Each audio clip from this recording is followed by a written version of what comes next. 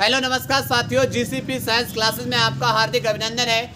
जैसा कि बेटा आप पढ़ रहे हैं केमिस्ट्री के अनसॉल्व पेपर सेट नंबर 1 को कंप्लीट कर लिया था 2023 में, और आज हम आपके सामने लेकर आए हुए हैं सेट नंबर 2 को 2023 को, जिसमें हमारे प्रश्न नंबर 1 में विकल्प दे रखे होते हैं और इसमें 6 विकल्प होते हैं। देखो पहला प्रश्न क्या बोल रहा है। पहला प्रश्न बोल रहा है निम्नलिखित में से कौन सा विलयन अणुसंख्य एल्यूमिनियम गुणधर्म नहीं है। तो यहाँ पर अणुसंख्य गुणधर्म आपको पता होना चाहिए कितने होते हैं, 4। कौन कौन सा? पराशर दाब, हिमांक में अवनमन, क्वथनांक में उन्नयन, और कौन सा होता है, और एक होता है वाष्पदाब में आपेक्षिक अवनमन। तो ये 4 हम कई बार आपको सेटों में करा भी चुके हैं।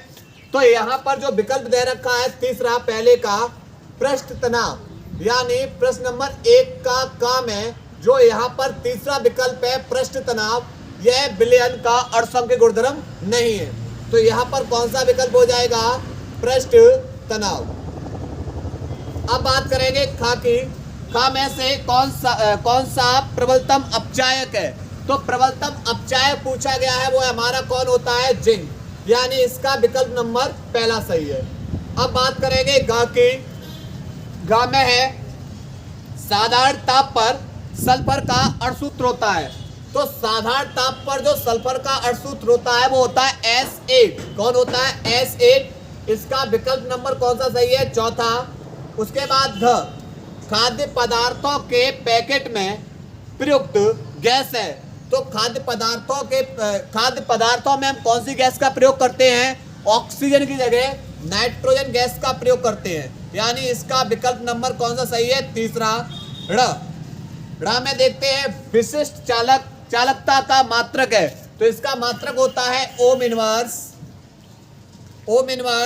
Centimetre square, ohm inverse centimetre square mole inverse. Clear? तो इसका विकल्प नंबर 1 सही है। उसके बाद च, विद्युत अपघट्य पदार्थ नहीं है। सोडियम क्लोराइड आयन है NaCl, ammonium nitrate NH4 NO2, उसके बाद नाइट्रिक अम्ल HN3, इन सब में आयन है। पर यूरिया, इसका विकल्प नंबर 2 यूरिया क्या नहीं है? हमारा विद्युत अपघट्य पदार्थ नहीं है। क्लियर? नोट करिए, पहले विकल्पों को नोट करिएगा। इसके बाद अगला प्रश्न है दूसरे का क है विलेय पदार्थ किसे कहते हैं? परिभाषित कीजिए। देखो विलेय पदार्थ किसे बोलेंगे? विलयन के प्रति इकाई आयतन में जिस पदार्थ की सांद्रता या जिस पदार्थ की मात्रा कम होती है उसे क्या बोलते हैं? उसे विलेय कहते हैं। क्या बताया? विलयन के प्रति इकाई आयतन में जिस पदार्थ की मात्रा कम होती है उसे क्या बोलते हैं? विलेय। और जिस पदार्थ की मात्रा अधिक होगी विलयन के प्रति इकाई आयतन में उसे क्या बोलेंगे? विलायक। और दोनों मिलकर क्या बनाते हैं? विलयन। तो परिभाषा लिखेंगे विलेय की। किसकी लिखेंगे? विलेय की परिभाषा क्या है? लिखेंगे विलयन के प्रति इकाई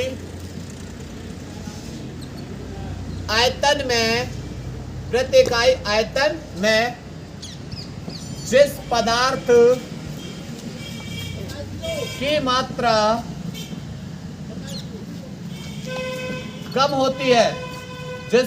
मात्रा कम होती है, उसे विलेय कहते हैं। क्लियर? जैसे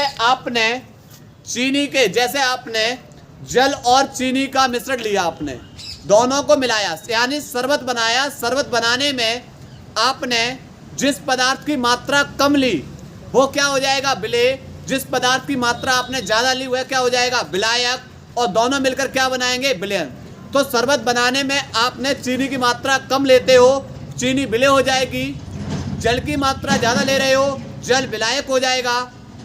और दोनों मिलकर क्या बना देते हैं? विलयन बनाएंगे। अब आपको पता होना चाहिए विलयन किसे कहते हैं। तो विलयन कैसे कहेंगे? दो या दो से अधिक पदार्थों का समांगी मिश्रण, दो या दो से अधिक पदार्थ होने चाहिए, पर उनका होना कैसा चाहिए? समांगी मिश्रण, यानी एक मात्रा दूसरी मात्रा में घुलनी चाहिए, मिलनी चाहिए। क्या कहलाएगा? वो कहलाएगा हमारा विलयन। क्या कहलाएगा? हमारा विलयन। क्लियर? इसके बाद दूसरे का ख। दूसरे का ख है अंतः परासरण किसे कहते हैं? देखो क्या है अंतः परासरण? जब विलायक के अणु कोशिका झिल्ली में से होकर कोशिका में प्रवेश कर जाते हैं तो यह प्रक्रिया क्या कहलाती है? अंतः परासरण। इसमें क्या होती है? कोशिकाएं फूल जाती हैं। क्या हो जाएंगी? फूल जाती हैं। लिखेंगे परिभाषा। परिभाषा लिखेंगे, जब विलायक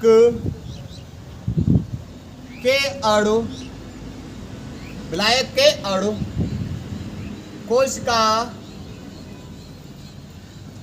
झिल्ली में होकर कोशिका झिल्ली में से होकर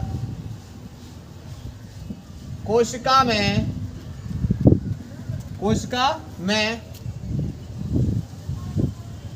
प्रवेश कर जाते हैं यह प्रक्रिया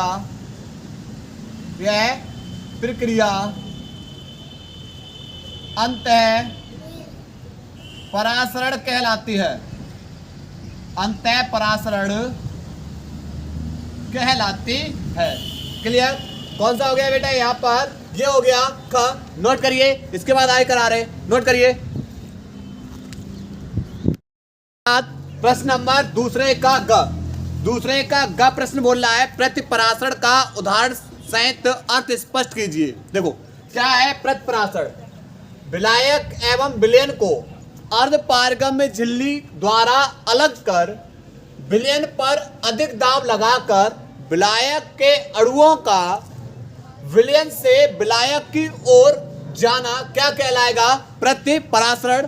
और इसका जो उपयोग करते हैं वह समुद्री जो पानी होता है उसको पीने योग्य बनाने में किया जाता है। क्लियर?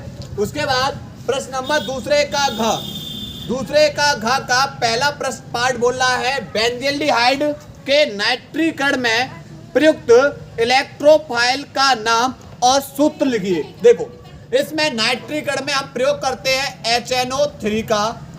HNO3 को तोड़ेंगे तो ये टूटेगा OH ऋणायन प्लस NO2 धनायन। अब जो बेंजल्डिहाइड होता है, इस बेंजल्डिहाइड की अभिक्रिया हम करा रहे हैं किसके साथ? HNO3 के साथ। उत्प्रेरक होता है इसके अंदर सांद्र H2SO4। तो बेंजल्डिहाइड और बेंजोइक अम्ल के अंदर मेटा निर्देशी होता है। इसमें जो भी धनात्मक समूह जुड़ेगा वो कहाँ जुड़ेगा? मेटा स्थिति पे। इस धनात्मक समूह को मेटा स्थिति पे जोड़ना है। तो ये बेटा ऊपर हो जाएगा CHO और NO2 यहाँ हो जाएगा। इसका नाम हो जाएगा मेटा नाइट्रो बेंजल्डिहाइड। उसके बाद आपसे पूछा गया, इसी के अंदर क्या पूछा गया है? इलेक्ट्रोफाइल। तो इसके अंदर जो इलेक्ट्रोफाइल है, और इलेक्ट्रोफाइल कौन सा समूह होगा? तो आप बोलोगे NO2 प्लस। ये हमारा कौन हो जाता है? इलेक्ट्रोफाइल। इसी का सेकंड पूछा गया, इसके अंदर एक डाइसैकेराइड का नाम तथा अणुसूत्र। तो डाइसैकेराइड हमारा होता है सुक्रोज, माल्टोज और लैक्टोज। ये तीनों के तीनों डाइसैकेराइड हैं। और इसका जो अणुसूत्र होता है वह होता है C12H22O11। क्लियर? नोट करिए, इसको नोट करेंगे। इसके बाद बेटा प्रश्न नंबर तीसरे का क प्रश्न क्या बोल रहा है? प्रश्न बोल रहा है, उपसय संयोजन यौगिक तथा द्वैक लवण में अंतर स्पष्ट कीजिए। क्या है द्वैक लवण और क्या है उपसय संयोजन यौगिक? देखो द्वैक लवण किसे कहेंगे? देखो वे यौगिक जो विलयन में अपना अस्तित्व खो देते हैं। वे यौगिक जो विलयन में अपना अस्तित्व खो देंगे, अर्थात अपने सरल आयनों में विभक्त हो जाते हैं या टूट जाते हैं, इन्हें बोलते हैं द्वैक लवण। क्या बोलेंगे? द्वैक लवण। इसके एग्जाम्पल की बात करें बेटा, इसके उदाहरण की बात करेंगे, जैसे हमने लिया फिटकरी। K2SO4 Al2SO4 का होल थ्राइस इंटू 24H2O। जब इसे बिलियन के अंदर डालेंगे, फिटकरी को किस में डालेंगे, फिटकरी को, ये हमारा फिटकरी है, फिटकरी को जब हम बिलियन में डालेंगे तो बिलियन के अंदर डालने पर, फिटकरी को बिलियन में डालने पर के धनायन कॉमा SO4 कितने ऋणायन, 2 ऋणायन कॉमा Al एल्यूमिनियम पे क्या प्लस होता है, 3 प्लस, आयनों में विभक्त हो जाते हैं, आयनों में विभक्त हो जाते हैं। भाई जब फिटकरी को डालोगे किसमें, बिलियन के अंदर, तो टूट जाएगा, के धनायन Al पे 3 प्लस और SO4 पे 2 माइनस अपने आयनों में क्या हो जाएगा, विभक्त हो जाएगा। तो इसे बोलते हैं द्विक लवण, क्योंकि ये डबल साल्ट है, K2SO4 और एक है Al2SO4 का होल थ्राइस, Al2SO4 का क्या होगा, होल थ्राइस। क्लियर। अब बात करेंगे उपसह संयोजन यौगिक की। तो वे यौगिक जो बिलियन में अपना अस्तित्व नहीं खोते, अर्थात अपने सरल आयनों में नहीं टूटते, यदि वे टूटेंगे तो क्या देते हैं, संकुल यौगिक का निर्माण करते हैं। तो ऐसे यौगिक क्या कहलाते हैं, उपसह संयोजन यौगिक। एग्जाम्पल में K3FeCN का होल 6, FeCN का होल 6, अगर हम इसे किस में डालेंगे, विलयन में डालेंगे, तो यह अपने आयनों में टूटेगा, के धनायन, और संकुल यौगिक देगा FeCN का होल 6, और इस पे चार्ज कैसा आ जाएगा, माइनस। तो यह अपने संकुल में टूटेगा, किस में टूटेगा, संकुल आयन में, और जब संकुल आयन देगा तो यह क्या बन जाएगा, उपसह संयोजन यौगिक। क्या बन जाएगा, उपसह संयोजन यौगिक। लिखेंगे वे यौगिक जो विलयन में अपना अस्तित्व खो देते हैं, अर्थात अपने सरल आयनों में विभक्त हो जाते हैं, क्या कहलाएंगे, द्वैक लवण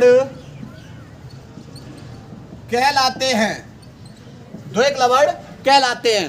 अब बात करें बेटा उपसह संयोजन यौगिक की। लिखेंगे वे यौगिक जो विलयन में अपना अस्तित्व बनाए रखते हैं, अर्थात अपने सरल आयनों में विभक्त नहीं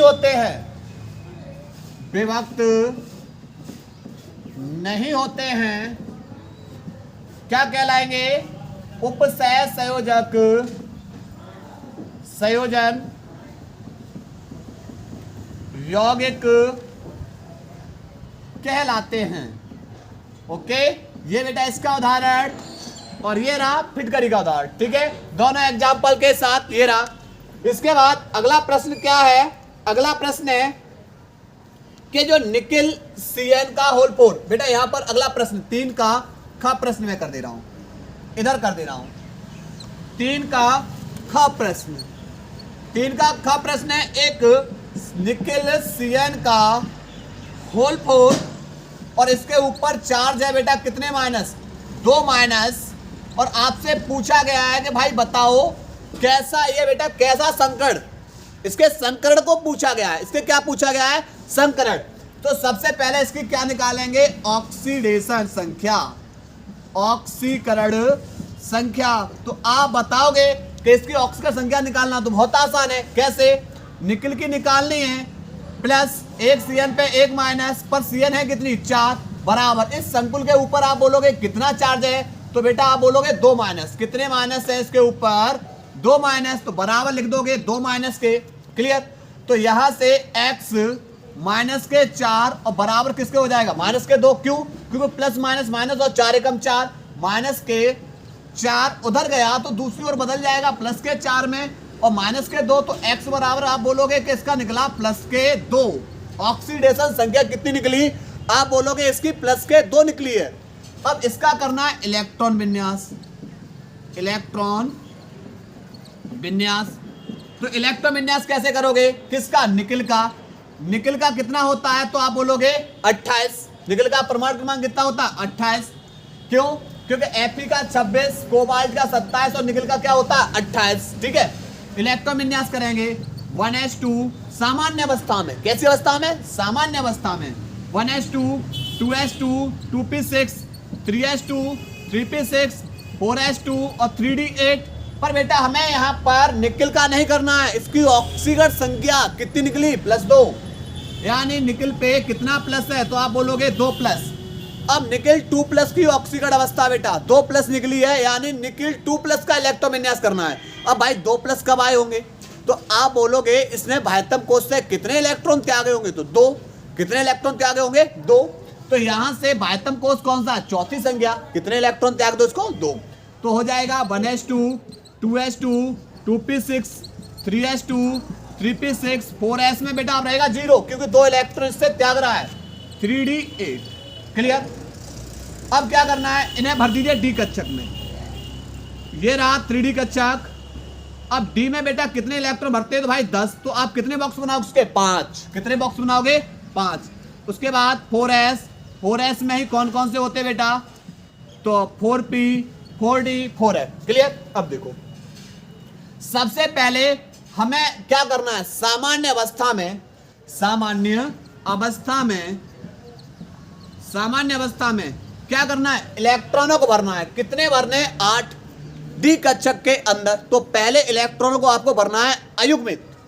तो 1 2 3 4 5, लेकिन हमारे पास 3 बच रहे इलेक्ट्रॉन, तो अब इन्हें युग्मित कर दीजिए। अब इन्हें क्या कर देंगे? युग्मित कर देंगे। इन्हें कर देंगे युग्मित। क्लियर। तो यहां पर 6 7 और 1 8। क्लियर। इन्हें क्या कर दिया? युग्मित कर दिया। अब उसके बाद होगा क्या? उसके बाद की कहानी ये है कि बेटा यहां पर हमारा जो Cn है, ये Cn प्रबल लिगेंड है। Cn कैसा है? प्रबल लिगेंड। और प्रबल लिगेंड है तो युग्मित इलेक्ट्रॉनों को क्या कर देगा? अयुग्मित इलेक्ट्रॉनों को युग्मित कर देगा। अयुग्मित इलेक्ट्रॉनों क्या कर देगा? युग्मित। अर्थात इस इलेक्ट्रॉन को कहां भेज देगा? इसके अंतर्गत। तो यहां पर डी कक्षक के अंदर एक काम करिए बेटा, पहले इसको एक काम करिए, पहले नोट करिए इसको, नोट करिए इसको। देखो बेटा इसको अब करना क्या है? हमें Cn एक हमारा प्रबल लिगेंड है, तो यहां पर ये क्या करेगा? यह अयुग्मित इलेक्ट्रॉनों को क्या कर देगा? युग्मित कर देगा। यानी ये अयुग्मित इलेक्ट्रॉन इन्हें क्या कर देगा? युग्मित। अर्थात उत्तेजित अवस्था के अंतर्गत। किसके अंतर्गत? उत्तेजित अवस्था के अंतर्गत। ये 3d कक्षक हो गया, 4s और 4p। कौन है ये? 4p। क्लियर। अब देखो 1 2 3 4 5 6 7 और 1 8। उसके बाद अब जो रिक्त कक्षक है, इस रिक्त कक्षक में हम किसको लेकर आएंगे? लिगेंड को। अब लिगेंड कौन है? धातु से जुड़ा हुआ Cn। तो एक तो इस वाले कक्षक के अंतर्गत आ जाएगा, 2 1 s के अंतर्गत, बचे 2 p के अंतर्गत। क्यों? क्योंकि हमें कितने भरने? 4। तो 1 Cn 2 Cn 3 Cn और 4 Cn। क्लियर। यहां से यहां तक। अब आपसे पूछेंगे बेटा बताओ इसका संकरण क्या बना? तो आप बोलोगे एक तो डी में गया। क्लियर। एक किस में गया? डी में। उसके बाद आप बोलोगे एक एस में गया और 2 किस में गए? 2 गए पी के अंतर्गत। तो इसका जो संकरण बना वो कौन सा बना? DsP2। कौन सा संकरण बना? DsP2। क्लियर। नोट करिए। के बाद बेटा प्रश्न नंबर तीसरे का ग। तीसरे का ग प्रश्न क्या बोल रहा है? तीसरे का ग प्रश्न बोल रहा है प्रथम कोटि की अभिक्रिया के लिए अर्धायु काल का सूत्र लिखिए। तो अर्ध आयुकाल टी 1/2 बराबर हो जाएगा 0.693 बट्टे के मात्रक इसका सेकंड या किसमें हो सकता है, मिनट के अंतर्गत हो सकता है। क्लियर। उसके बाद घ प्रश्न नंबर घ है कि केट 4, उसके बाद FeCN का होल 6 में Fe की ऑक्सीकरण संख्या, में Fe की ऑक्सीडेशन संख्या पूछी है। क्लियर। कैसे निकालेंगे, और समन्वय संख्या भी पूछी है। तो एक चीज देखो कैसे निकालेंगे, एक के पर एक प्लस, तो भाई के कितनी है आप बोलोगे 4 बराबर Fe की निकालनी है x प्लस एक CN पे कितना माइनस होता है, तो आप बोलोगे 1 पर CN कितनी है 6 बराबर, इसके ऊपर कोई चार्ज नहीं है 0, तो प्लस 1 प्लस के 4 x प्लस माइनस माइनस के 6 बराबर 0, माइनस के 6 में से प्लस के 4 गए तो आप बोलोगे माइनस के 4 माइनस के 2, माइनस के 6 में से प्लस के 4 गए आप बोलोगे माइनस के 2 बराबर 0, 2 इधर माइनस के दूसरी ओर जाके किसके हो जाएंगे, प्लस के। तो इसकी ऑक्सीकरण संख्या कितनी निकली है 2। अगर बात करेंगे समन्वय संख्या की, बात किसकी करेंगे, समन्वय संख्या की, तो समन्वय संख्या कितनी निकलेगी, तो देखो यहाँ पर केंद्रीय धातु परमाणु से जो लिगेंड है कितने आबंध द्वारा आबंधित है, तो आप बोलोगे 6, कितने द्वारा 6, तो इसकी ऑक्सीकरण समन्वय संख्या कितनी निकलाएगी बेटा 6, कितनी निकलाएगी इसकी समन्वय संख्या 6 निकलाएगी। क्लियर। यहां तक नोट करिए, उसके बाद आगे करा रहे, नोट करिए इसको।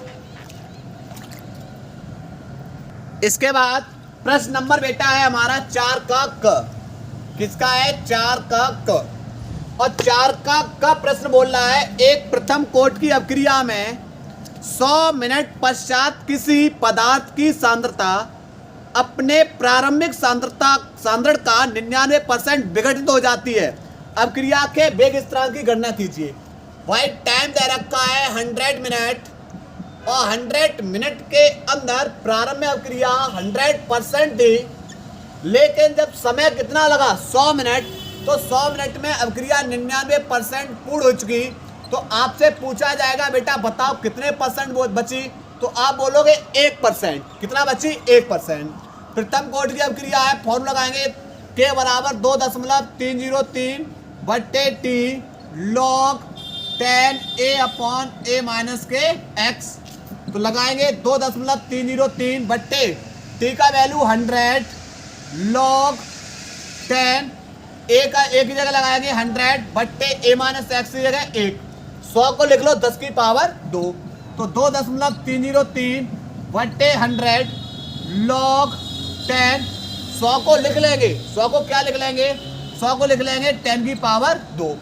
अब करना क्या है, log m की पावर n, एक फॉर्मूला होता है log m की पावर n होता है, तो n log क्या हो जाता है m, n log क्या हो जाता है m, तो लगाएंगे के बराबर 2.303 बट्टे 100, उसके बाद log n, n कौन है 2, 2 को आगे ले लेंगे इंटू में log 10, और यहाँ पर कौन बचेगा 10, log 10 का वैल्यू कितना होता है, तो आप बोलोगे log 10 का वैल्यू होता है 1, तो 2.303 बट्टे 100 इंटू में कौन बचेगा 2, 2 का मल्टीप्लाई करेंगे 2 3 6, 0 2 3 6, 2 दूनी 4, और बट्टे 100, 100 का भाग करेंगे 2 अंक दशमलव इधर और खिसका दीजिए, तो 0.04, देखो 2 अंक दशमलव खिसकाया, 4 पे था 2 अंक इधर ले आए 60, यहाँ पर हो जाएगा 606। क्लियर। यहाँ पर 2 अंक दशमलव खिसकाए, यानी 4 के आगे 1 0 और बढ़ा के दशमलव इधर खिसका देंगे, ठीक है। और यहाँ पर मात्रक हो जाएगा मिनट इनवर्स, क्या हो जाएगा मिनट इनवर्स। क्लियर। नोट करेंगे इस सवाल को, नोट करिएगा।